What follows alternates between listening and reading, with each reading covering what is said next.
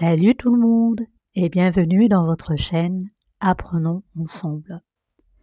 La lecture et l'écoute d'histoires sont des moyens efficaces pour améliorer votre maîtrise du français. Prêt pour une nouvelle histoire? Allons-y. Mais surtout, suivez bien l'histoire jusqu'à la fin, car je vais vous donner des questions en fin de vidéo. L'histoire s'appelle Un jouet merveilleux. L'oncle Jean et la tante Mad viennent d'arriver. Tout le monde s'embrasse. La tante Mad gâte toujours son neveu. Cette fois-ci encore, elle a apporté dans ses paquets une grande boîte enveloppée, un joli papier à fleurs.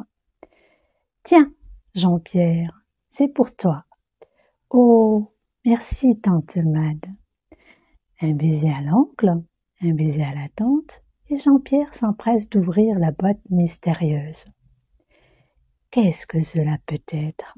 Un mécano? Ou bien un train électrique? Dans son impatience, Jean-Pierre n'arrive pas à défaire le nœud. Tant pis, il casse la ficelle et déchire le papier. Un avion. C'est un avion. Sur la photographie du couvercle de la boîte, on le voit en plein vol. Il est magnifique, avec ses grandes ailes rouges et jaunes. Mais dans la boîte, il est en pièces, détaché, soigneusement rangé. Ici, la carlinge, là, les ailes, puis la queue, l'hélice, le caoutchouc qui sert de moteur, et même les roues. Tout y est, c'est merveilleux. Dans la boîte, il y a aussi une notice qui indique comment on doit faire pour monter l'appareil. Mais Jean-Pierre n'y comprend pas grand-chose. Il essaye d'abord de monter les ailes, mais son père l'arrête tout de suite. « Fais attention, tu vas tout gâcher. Donne-moi ça, je vais te montrer. » Mais papa se trompe aussi. L'oncle Jean s'en mêle. « Je vous dis que l'élastique doit passer par ici. »« Certainement pas, voyons. Regardez le dessin. Ce n'est pas du tout comme ça. » Pendant une demi-heure, tous deux travaillent et discutent ferme. Jean-Pierre, qui n'a que le droit de regarder, commence à s'ennuyer. Enfin, l'avion est prêt à voler. Il n'y a plus qu'à tourner l'hélice. L'oncle Jean lève alors l'appareil à bout de bras. Tout le monde fait cercle et se prépare à admirer le premier vol de l'appareil. Attention, je lâche tout. L'avion part à une vitesse impressionnante, pique du nez aussitôt et vient s'écraser à 5 mètres à peine de son point de départ. Oncle Jean et papa se précipitent. Heureusement, l'appareil n'est pas trop abîmé. L'oncle Jean a vite terminé les réparations. Mais il est tout de même vexé. Cet avion n'est pas fait pour piquer du nez ainsi. Il devrait voler. On reprend la notice. De nouvelles discussions s'élèvent entre papa et l'oncle Jean sur le réglage des ailes et de la queue de l'appareil. Maman et tante Mad essaient bien de leur donner leur avis, mais l'oncle Jean les arrête d'un ton sévère. « Mais non, voyons, on voit bien que vous n'y connaissez rien. » Enfin, on tente un nouvel essai. Cette fois-ci, c'est un triomphe. L'avion monte régulièrement, décrit un large cercle, redescend en vol plané et vient se poser délicatement dans l'herbe. Jean-Pierre bat des mains. L'oncle Jean est satisfait et quelque peu soulagé. « Maintenant, il marche bien. Tu peux jouer tout seul, dit-il à Jean-Pierre.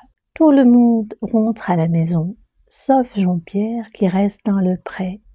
Le voilà heureux, il va enfin pouvoir jouer avec son avion. Il le remonte d'abord avec précaution, en comptant les tours, puis il le lance. Magnifique envol, l'avion monte régulièrement, mais brusquement, au coup de vent, l'emporte et le plaque sur le toit de la maison. Voilà l'avion perché tout là-haut, près de la cheminée. Jean-Pierre court chercher du secours, devant toute la famille revenue dans le pré. L'oncle Jean, armé d'une longue perche, grimpe sur une échelle et réussit à faire glisser l'avion tout le long du toit. Maintenant, va jouer plus loin et tâche de ne plus l'envoyer par ici. Voici Jean-Pierre de nouveau seul. Cette fois, il s'en va loin des toits, loin des arbres et des fils électriques. Rien ne pourra gêner l'avion. Mais, en tombant sur le toit, celui-ci a dû se dérégler. À peine lancé, il monte à la verticale, fait un magnifique looping et revient s'écraser juste au pied de Jean-Pierre.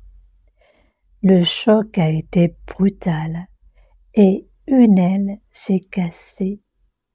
Jean-Pierre court à la maison. En le voyant arriver, l'oncle Jean pense qu'il a eu une bien mauvaise idée en choisissant ce cadeau.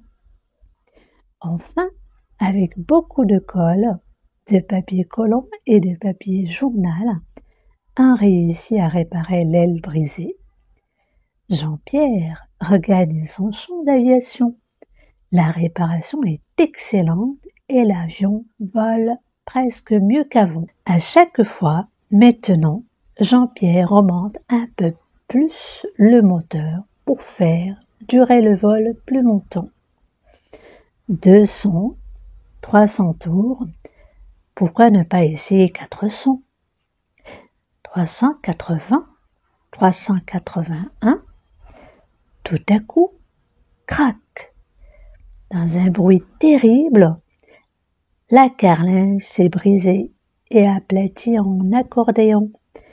Elle n'a pas résisté au caoutchouc trop tendu. En pleurs, Jean-Pierre revient à la maison. « Écoute, lui dit l'oncle Jean, ça ne fait rien, ne pleure pas. Demain, je t'achèterai une petite auto.